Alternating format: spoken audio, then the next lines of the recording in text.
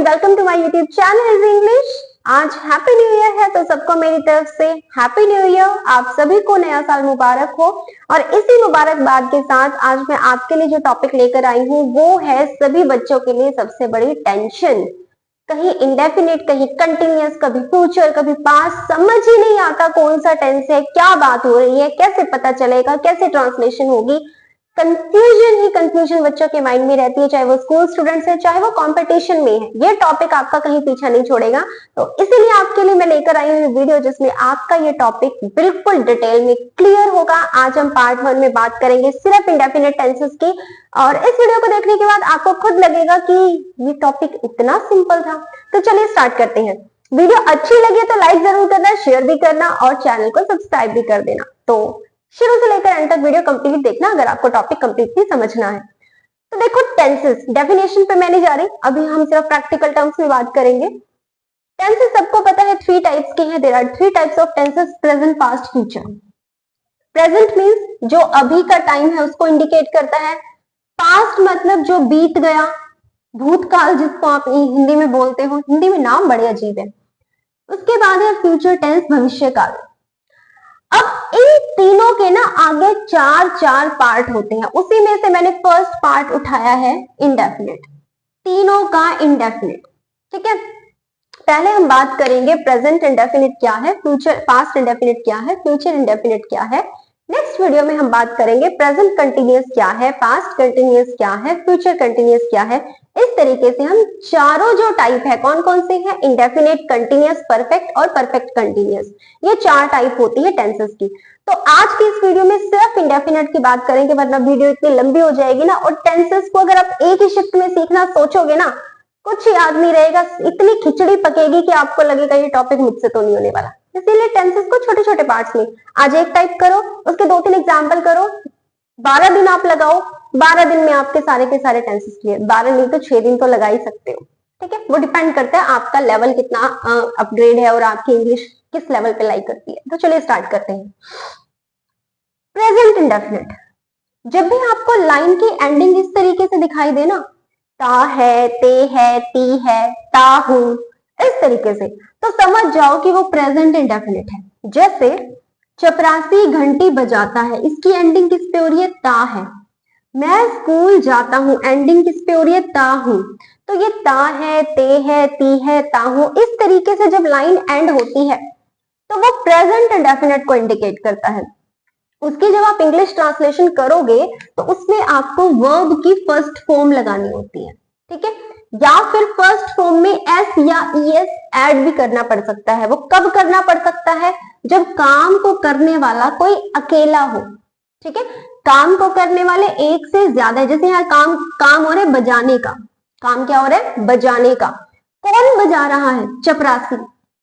एक ही चपरासी है ना, 10-12 तो मिलकर एक घंटे बजाएंगे नहीं। तो चपरासी जो है वो अकेला है। जब अकेला हो ना काम को करने वाला, तो फर्स्ट फॉर्म में एस या ईएस ऐड कर देना है बस। ठीक है, एग्जाम्पल देखो, चपरासी की इंग्लिश क्या होती है, द पियन। ठीक है, चपरासी की इंग्लिश क्या होती है, द पियन। अब देखो क्या काम हो रहा है, वही आपकी वर्ब है, काम हो रहा है बजाने का। ठीक है, बजाने के लिए जो घंटी जब हम बजाते हैं उसके लिए रिंग वर्ब यूज होती है। देखो वैसे तो मैं रिंग लिखती, लेकिन अब जो ये काम को करने वाला है ना, ये अकेला है बेचारा, तो इसको मैं साथ दे देती हूँ, किसका, एस का, कि ये ले तू एस को ले जा और खुश रह। ठीक है, अकेला क्यों रहे, एक एस दे दिया मैंने इसको, ये खुश हो गया। ठीक है, लेकिन अगर काम को करने वाले एक से ज्यादा हो ना, फिर सिर्फ फर्स्ट फॉर्म यानी कि फिर सिर्फ रिंग आएगा। जैसे मान लो यहाँ पर वी होता, वी यानी कि हम में एक से ज्यादा आएंगे, फिर आपको यहाँ पर सिर्फ रिंग लिखना है, रिंग्स नहीं लिखना। क्लियर, अकेला है तो उसको साथ दे दो, किसका, एस का।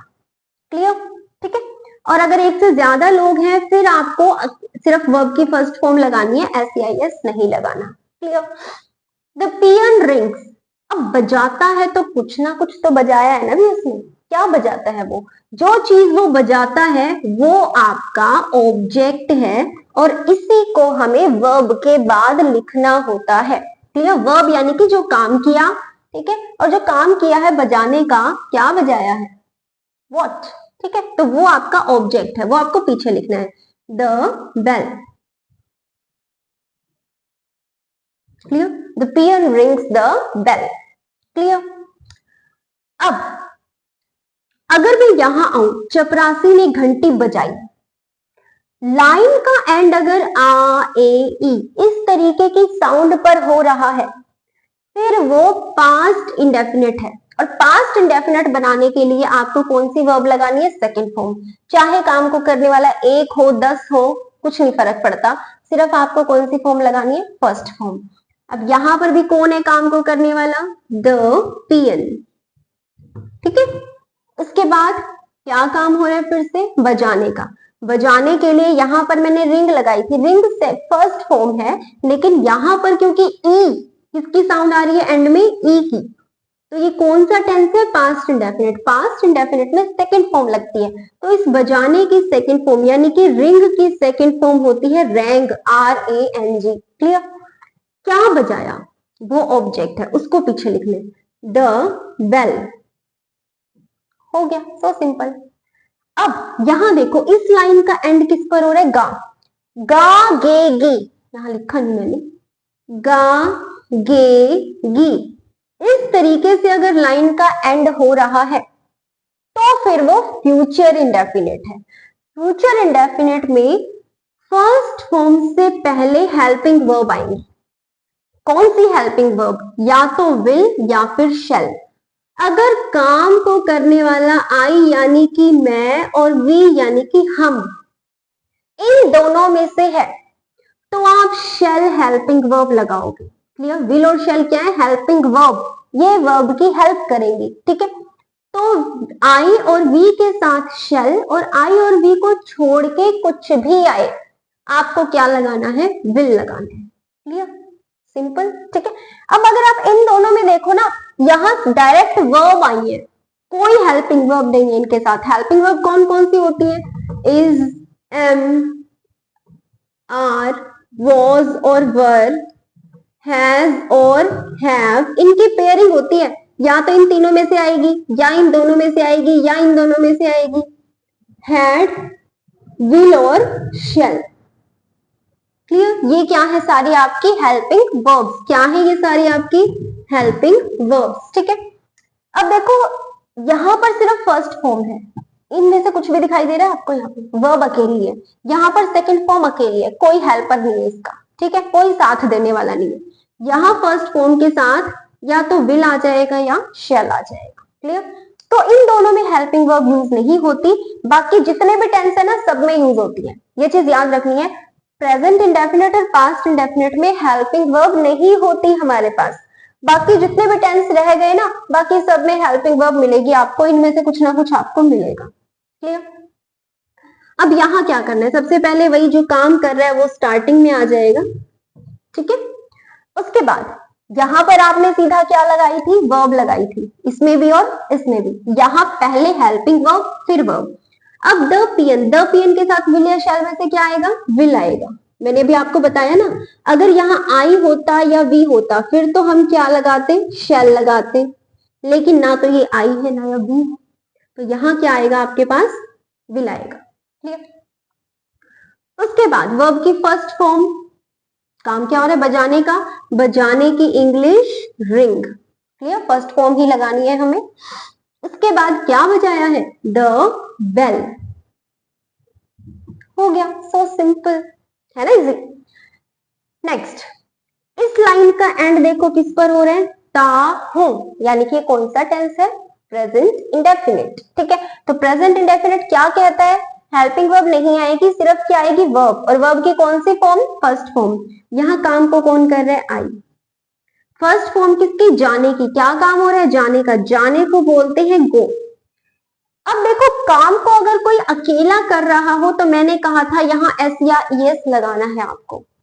ठीक है, अगर एक से ज्यादा हो, जैसे मैंने वी का एग्जाम्पल लिया था, वी का मतलब क्या होता है? हम में एक से ज्यादा लोग आएंगे, फिर आपको सिर्फ फर्स्ट फॉर्म लगानी है। एस या ईएस का साथ तभी देना है वर्ब को जब काम को करने वाला अकेला पड़ जाए। क्लियर। और अगर काफी सारे हैं फिर एस या ईएस नहीं आएंगे इसके साथ। ठीक है, लेकिन ये जो आई है ना, ये बड़ा ढीठ है। आई, मैं में घमंड इतना है ना, हद से ज्यादा। तो इसमें इतना घमंड है, ये कहता है मुझे नहीं चाहिए किसी एस या ईएस के साथ। मैं तो सिर्फ फर्स्ट फॉर्म के साथ ही चलूंगा। तो आई के साथ, हालांकि ये सिंगल है, अकेला है, लेकिन ये किसी का साथ नहीं लेके चलता, इसको कोई नहीं चाहिए अपने साथ, तो सिर्फ क्या लगती है इसमें, फर्स्ट फॉर्म। ये एस या ईएस कहते हैं कि भाई तू अकेला है, हमें भी ले ले, लेकिन इसमें घमंड इतना है, जो इंसान मैं करता है उसमें क्या होता है, बहुत ज्यादा ईगो होती है, घमंड होता है। तो ये आई के अंदर बहुत घमंड है, ये कहता है मुझे नहीं चाहिए एस या ईएस। तो आई जब भी हो तो सिर्फ क्या लगेगी, फर्स्ट फॉर्म। क्लियर। जा रहा है, कहाँ जा रहे हो भी आप, कहीं तो जा रहे होगे, यहां जाया जा रहा है स्कूल, तो क्या लिखेंगे हम, स्कूल। जहां जा रहे हो वो क्या हो जाएगा फिर आपका, ऑब्जेक्ट। ऑब्जेक्ट कहाँ आता है, वर्ब के बाद। लेकिन जब भी आप कहीं जा रहे हो ना, उससे पहले टू प्रेपोजिशन लगाई जाती है। क्लियर। टू प्रेपोजिशन का, मान लो आप मंदिर जा रहे हो तो टू टेम्पल, हॉस्पिटल जा रहे हो टू हॉस्पिटल। क्लियर। नेक्स्ट, मैं स्कूल गया, आ किसकी साउंड आ रही है, आ की। तो आ ए ई लास्ट में ये साउंड आए तो वो पास्ट इंडेफिनिट है, यानी कि ये पास्ट इंडेफिनिट है, तो कौन सी वर्ब लगेगी, सेकंड फॉर्म। किसने काम किया है, मैंने किया है। काम क्या हो रहा है, जाने का, गो। गो की सेकंड फॉर्म होती है वेंट, यहां पर फर्स्ट फॉर्म लगी है गो, गो की सेकंड फॉर्म क्या होती है, वेंट। काम तो जाने का ही हो रहा है ना, लेकिन इसमें ताहू लगा हुआ है इसीलिए फर्स्ट फॉर्म, इसमें गया। ठीक है, तो गो की सेकंड फॉर्म क्या आ जाएगी, वेंट। क्लियर। गो का मतलब क्या होता है, जाना कहीं पर, कहां गए भी आप, सेकंड फॉर्म लगानी। क्लियर, क्योंकि किसकी साउंड आ रही है, आ की। फिर कहां गए आप, वो लिख दो, कहां गए हैं अभी, तो स्कूल। यहां जाऊंगा, कहां जाओगे भी, लास्ट में किसकी साउंड आ रही है, गा की। गा गेगी, ये साउंड किसको इंडिकेट करती है, फ्यूचर इंडेफिनिट को। तो आई के साथ विल और शल, दो हेल्पिंग वर्ब हमारे पास होती है, इसमें से क्या आएगा, शल। क्लियर। उसके बाद क्या आ जाएगी आपकी, फर्स्ट फॉर्म। क्या काम हो रहा है, जाने का, यानी कि गो। कहां जा रहे हो भी, स्कूल जा रहे हैं। वैसे तो छुट्टियां पड़ गई है सभी की, कॉन्ग्रेचुलेशंस, बधाई हो सबको, बहुत बहुत खुशियां मनाइए, छुट्टियां हो गई हैं, टीचर्स की तो अभी भी नहीं हुई है। क्लियर। ओके। नेक्स्ट इज, अब मैंने इंग्लिश लिखी है, इसकी अगर मुझे हिंदी बनानी हो तो हम कैसे बनाएंगे। आप देखो कौन सी वर्ब लगी है, कौन सी हेल्पिंग वर्ब। यहां देखो वर्ब में एस या ईएस लगा हुआ है। एस तो इसलिए लगा हुआ है क्योंकि काम को करने वाला अकेला है। शी का मतलब क्या होता है, वह, यानी कि कोई लड़की। लड़की के लिए जब आप वह यूज करते हो तो उसके लिए इंग्लिश में क्या वर्ड आता है, शी। भी वह तो मैं लड़के के लिए भी यूज कर सकती हूँ ना। लड़के के लिए जब वह यूज होता है तो उसके लिए वर्ड क्या होता है, ही। लड़की के लिए यूज हो रहा है तो उसके लिए क्या वर्ड होता है, शी। क्लियर। तो ये जो है आपका शी मतलब वह, ईट का मतलब खाना। अब क्योंकि फर्स्ट फॉर्म लगी हुई है, ऐसे आई एस तो इसलिए लगा हुआ है क्योंकि ये अकेला है, ठीक है, वरना ये फर्स्ट फॉर्म है। फर्स्ट फॉर्म है तो हिंदी में आपको क्या लेके आना है, ता है, ते है, ती है, इस तरीके से। यानी कि वह खाती है, ईट का मतलब खाना, वह खाती है, क्या खाती है, फ्रूट्स। तो इसकी हिंदी क्या बनेगी, वह फल खाती है। क्लियर। हिंदी टू इंग्लिश नहीं, इंग्लिश टू हिंदी भी आनी चाहिए। या आप लाइन को पढ़ के आपको पता चलेगा क्या मीनिंग है इसका, तभी तो कुछ बताओगे ना उसमें। अब अंडरलाइन करके पूछ ले कौन सा टेंस है, तो आपको पता होगा कौन सी वर्ब लगी है, कौन सी हेल्पिंग वर्ब लगी है, क्या करना है, तभी तो बताओगे। She ate fruits. Ate, ate कौन सी फॉर्म है, सेकंड। यही लिख देती हूँ, ईट आपकी फर्स्ट फॉर्म होती है, एट सेकंड होती है, और इटन क्या होती है, थर्ड। वर्ब्स अगर आपको नहीं आते फिर आपको टेंसेस, पूरी ग्रामर ही नहीं आ सकती।